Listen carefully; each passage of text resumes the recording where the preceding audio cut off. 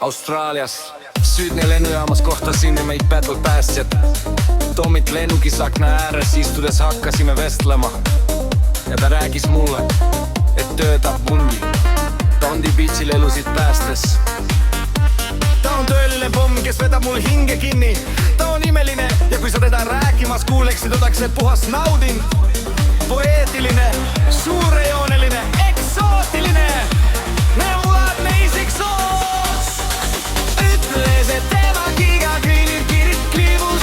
Tegevus on päikesel hoiangus surfamine ja hajameelsede inimeste pojude käsmine. Loomumise pakkus ta mulle randa ja selle kultuuri. Kuna ma olen turist, ta ütles, et see mulle nii meeldiks ja ma viiksin lihtsalt vooluga kaasa minema ja voolmisi lollutele.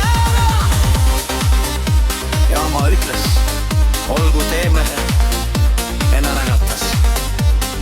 Imekohale jõudsime, oli rand kristalde ja safiirsini.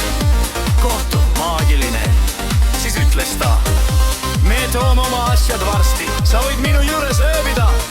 Ära muretse, mul pole kedagi ja minu nägemuse järgi poifo ka. Nii et lase käia, ära karda, lase lihtsalt minna. Ma vastasin vau, mille Anne mind üllatada. Siis vahetas ta ujumistrigo selga ja ütles: vaadake nüüd, mida ma teen. Ja ma nägin, kuidas ta päästis kaldal uppuvate laste elusid. Ta on kindlasti sensatsioon, ta veselin mu hunge kinni. Kui ma ta lõpuks kätte saan, ei lase ma teda enam lahti. Ja kui te näeksite teda jooksmas, ussi päris vaatemäng.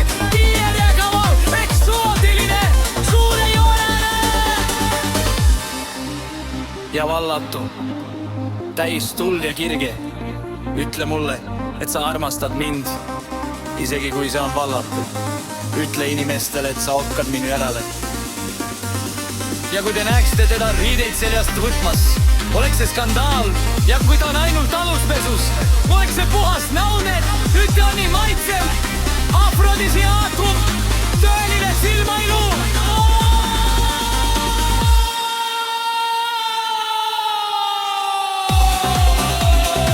Ja kui te näeksite teda päikeseloojangu rütmis tantsimas, oleks ta sama muljet avaldav kui Bond imandav ailusu.